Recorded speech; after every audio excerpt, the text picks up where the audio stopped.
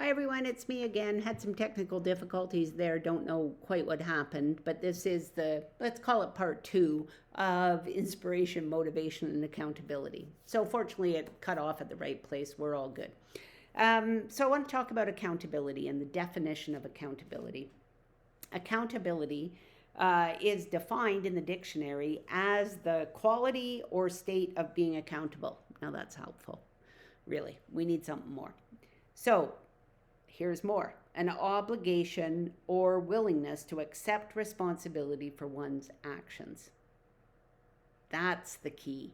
Accepting responsibility for one's actions. That's what makes you accountable. So here's the deal about accountability, though. For some reason, it's become a bad word. Oh, we're going to hold you accountable for that. Oh, somebody's got to be accountable for that. It's like a punishment. It's like a derogatory term. Well, I'm here today to say it doesn't need to be. Accountability is a willingness to accept responsibility for our own actions, straight up. Nothing more, nothing less. So when you think about it in that regard, it's actually a positive thing. It's not about blame. It's not about punishing. It's not about searching around and finding the one person you can point your finger at. It's about taking responsibility for our own actions and creating a culture where everybody takes responsibility for their own actions. That's actually an ideal state.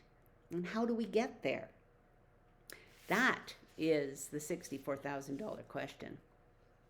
So when we think about no accountability and what happens when there's no accountability, there's a couple of indicators of that. First is missed deadlines. Nobody cares.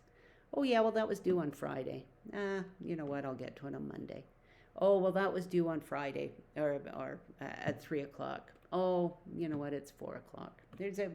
Nobody cares about the deadlines because nobody is responsible for their own actions. Broken promises. We rely on certain people to do certain things. They say they'll do that. Oh, don't worry, I'll cover that. Yeah, I've got that. We'll do that.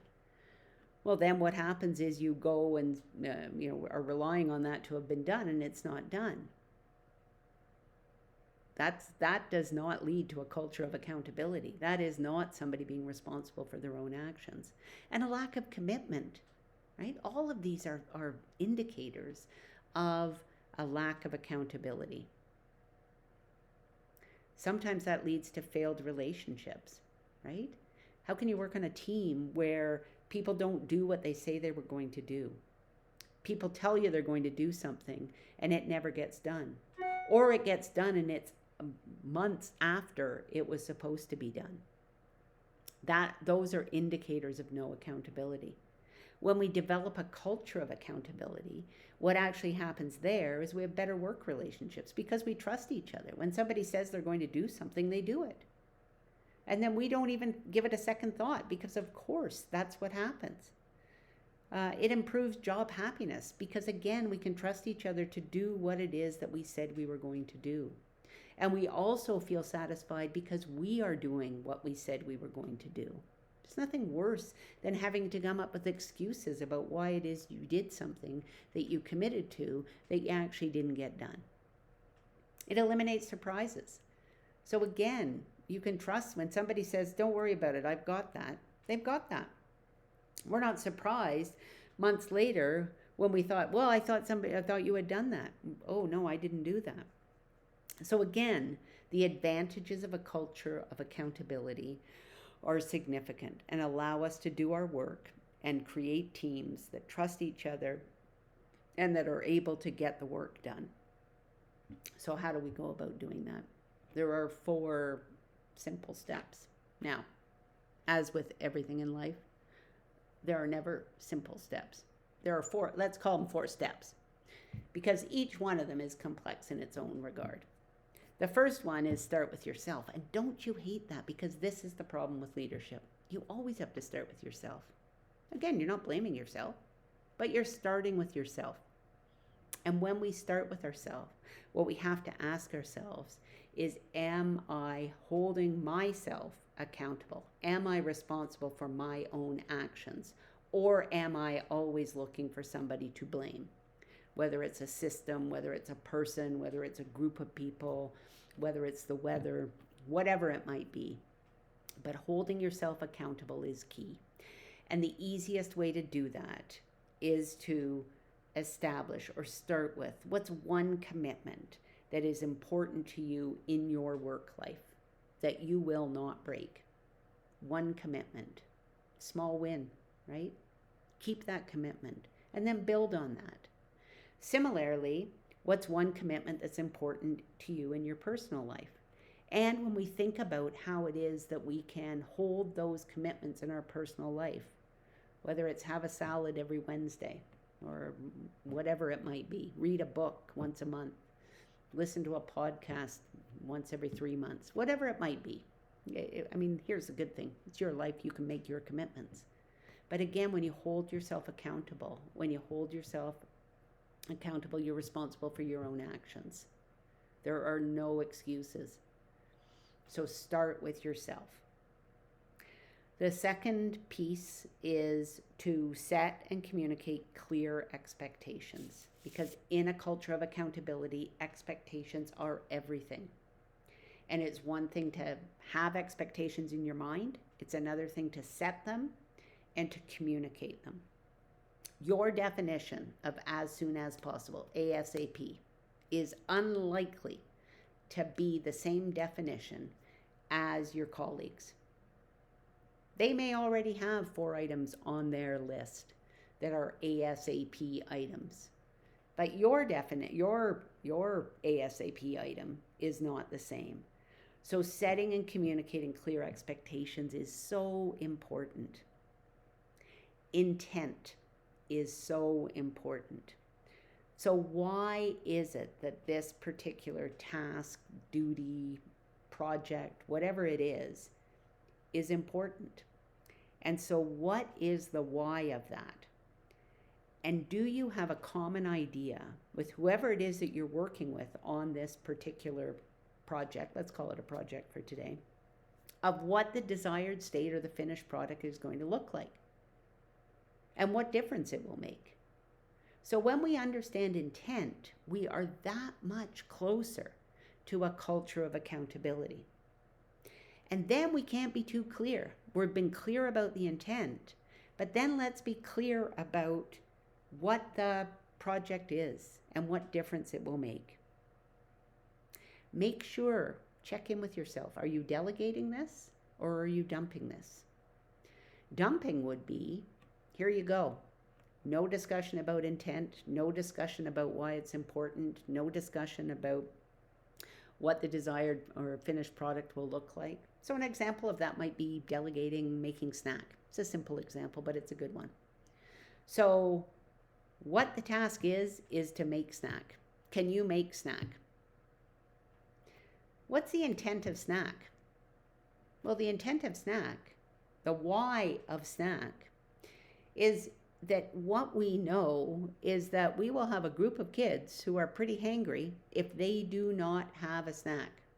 So our why is that if we feed kids a nutritious snack, it's going to help us down the road when we're trying to do a group activity. And again, we can model good nutrition, which then ties to the bigger organizational why. The why is so important, yet we actually so rarely take time to focus on the why, without meaning to repeat myself, but it's true. And so I think that what's really important here is when you're delegating a task, you take the time to talk about the why and what the finished product might look like, instead of just dumping it and saying, make snack. Specific time frames are also important. Again, further to the ASAP example, right? Specific timelines, Friday at 3, by the end of next month, in the next hour, clarity. And the last thing on this topic about setting and communicating clear expectations is who is responsible for what. So oftentimes what happens when we're struggling with accountability is nobody knows who's responsible for what. And when we don't know, one of two things happens. Either nobody does it because nobody knew, or everybody does it and causes more confusion. Worst case scenario, the other thing that happens is that the leader does it. So, I guess nobody else is going to do this, so I'm going to do this. So the leader starts making snack because nobody else is following through. Nobody else is responsible for their own actions. And when that happens, the leader will be doing snack for the rest of their lives because there has been no time taken to get intent in there, to make people responsible for their own actions, or to model being responsible for your own actions. So, third one is creating safety. So far, we've talked about holding yourself accountable, and we've talked about setting clear expectations. Creating safety is all about establishing common ground. And how can we be transparent about our successes and challenges? Newsflash, nobody's perfect. So even as the best leader in the world, we might say, you know what, I always hold myself accountable. I'm responsible for my own actions, and sometimes we mess up. Well, the more you mess up, the more you need to be transparent about it. You don't need to hide it, because if you hide it and you're not comfortable in admitting when you've had a challenge, then you know what? Nobody else is going to be. And so what you're actually doing is you're creating a culture where it's not okay to be accountable because everybody's hiding the fact that they're not doing stuff. You don't want that. How can we be honest and make it okay to be honest about failed promises? You know what? I said I was going to do that and I didn't. I'm sorry. I got distracted by other things. I'm going to get back onto that. I'll have that to you by next Friday. That's being open, honest, transparent, and creating an environment of both development, learning, and autonomy, which says, you know what, I trust you to be responsible for your own actions. And I trust myself to be responsible for my own actions. But you know what? Sometimes I mess up. And so what I want you to know is when you mess up, it's okay to say, you know what, I messed up here. Not hope that I don't notice. Because in that sort of avoidance thing, which is really difficult to kind of break through, that doesn't serve anybody well. So the tone that we set when we're trying to create safety is supportive, not stressful and fearful. And people need to know that we care and we care and we respect them and that we trust them. So that's about creating safety. Last one is about holding yourself and your team accountable. So accountability is only created when 2 or more people know about a specific commitment. And are you checking in regularly? Because oftentimes people hope you forget. And people can avoid all sorts of things because they think, well, that's not really that important. Nobody's asked about it in a long time. Well, you know, I wrote that report and I haven't really submitted it because I don't really think it's that good. And, you know, the deadline's long past, and so nobody cares if they get it. A trick of a leader is to check in regularly without micromanaging. And how is it that you're doing that? And are your actions demonstrating the importance of the task at hand? There's nothing worse than being somebody feeling like they've been dumped on and the task that they're doing doesn't matter. Well, as a leader, it's our role to make sure that, first of all, when we delegate, people understand why it is and the importance of the task, and we follow up, which is about holding somebody accountable, making them responsible for their own actions, and making ourselves responsible for our own actions. And the last thing is, have you declared your commitment and asked your teammates to hold you accountable? Again, so oftentimes as a leader, we're in this state where we want everybody else to be accountable, but we're a little lenient on ourselves. And we don't actually say to people what it is that we want to do for fear that we might not be able to meet that goal. So make sure that you use your team and you model this culture of accountability. So that's all I have on the subject today. There's more to come. I think next time we'll do something on feedback and more about accountability. It's a game changer, honestly. And anyway, thanks for showing up today. I won't go on. Sorry about the 2 parts, but apparently I had a lot to say on both subjects. Okay, good to see y'all. Bye-bye.